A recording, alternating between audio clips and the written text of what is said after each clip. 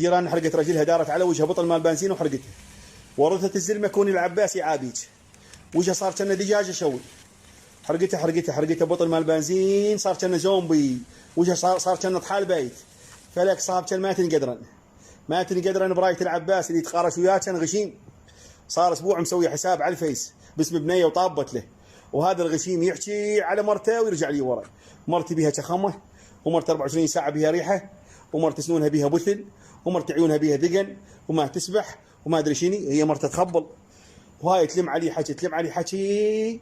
هسه جا من الشهر سوت له عشاء وهذا، وقال لها ارد انام، قالت لي تعال نام. ديره على وجهها بطل مال بنزين وحرقيه.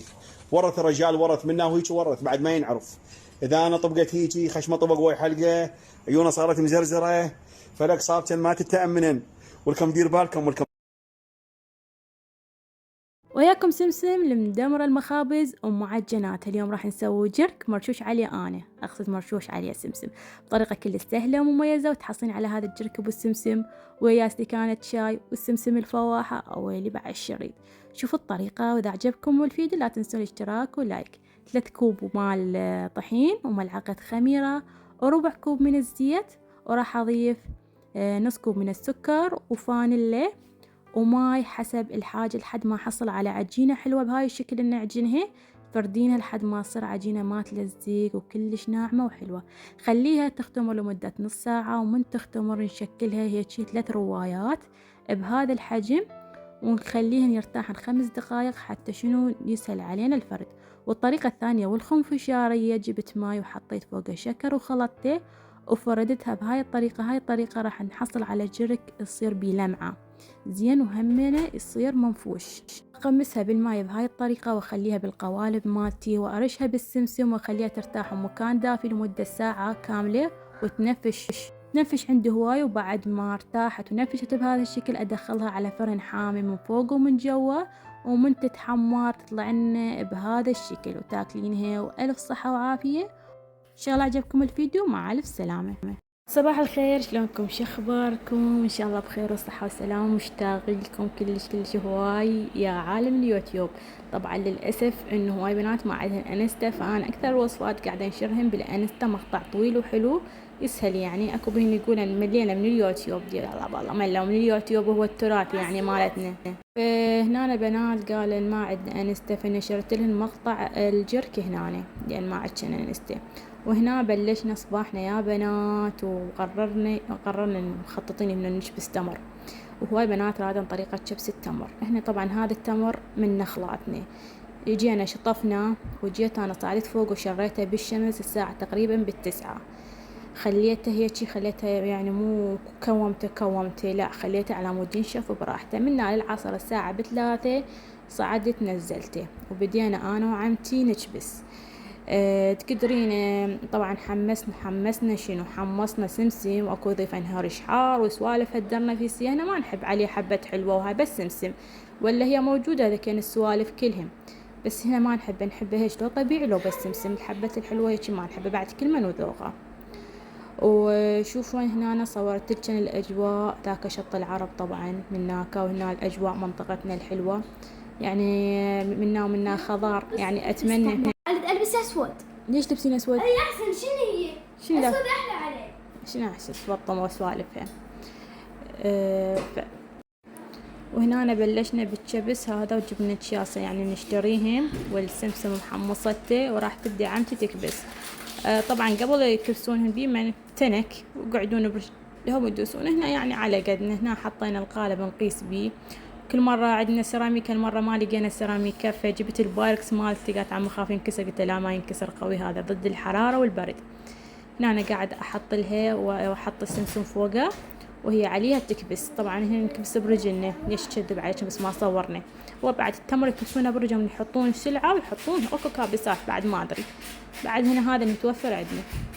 وانا اشتغلت اسجل صوت، وفطومة اشتغلت تحوس يمي. هذا التمر خضراوي زين، وتقدرين يعني وبريم هم كلش طيب يصير. البرحي اويلي البرحي بس ما يتحصل.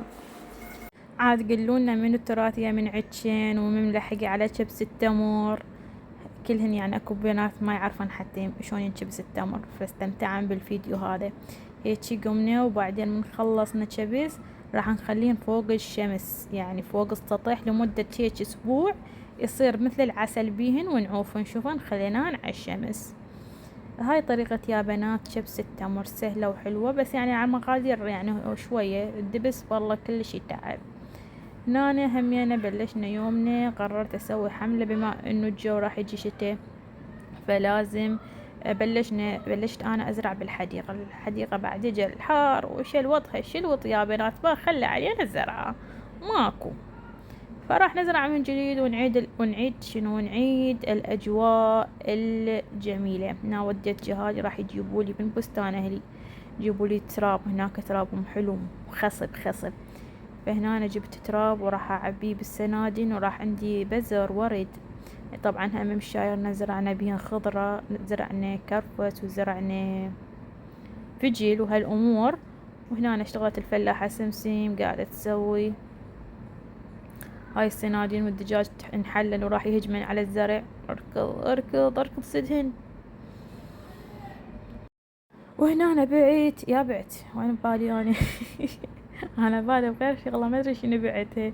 وجيت انا حطيت سماد وزرعتين، حطيت عندي طبعا بزر، هيك بزر مال ورد مال ذيك السنه، بزر الورد عندي وضميته. هنا أنا حطيت سنادين وانتظرهن، وانا قعدت كل يوم من الصبح اسقيهن وباوعلهن واحسن مثل وليداتي. والله بنات الزرع راحه نفسيه تخبل. شوفن هاي البزرات مالاتي ضميتين، ترتاحين هيك، ما اعرف كلش حلو الزرع. زرعي سندانة سندانتين كل يوم تراقبينها وتفرحين من تفطر وما ادري شنو، كل يوم تباوعي لها. صدق حلو، وايد حلو. سقيتن وراح اسوي لي هيك ثقب بالنص، راح احط بيه البزرات واخلين والله كريم بلكي طلعن.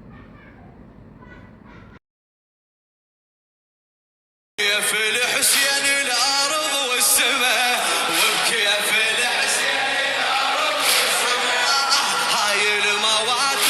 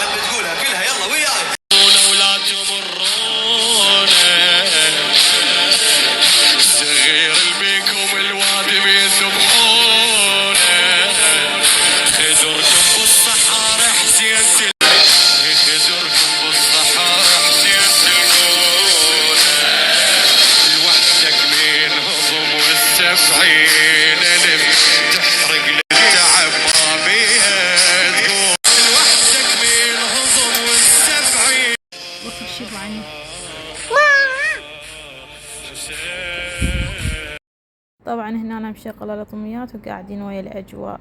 خلص الروتين مالتنا يا بنات، كان روتين كلش بسيط. هو شاركنا زرعات منا، شبس تمر منا، وتنظيف الحديقة وترتيب الحديقة منا. إن شاء الله كل ما تزهر وتورد. نستمتع بالمناظر الحلوة، وخليكم تستمتعون ويانا، وباي باي.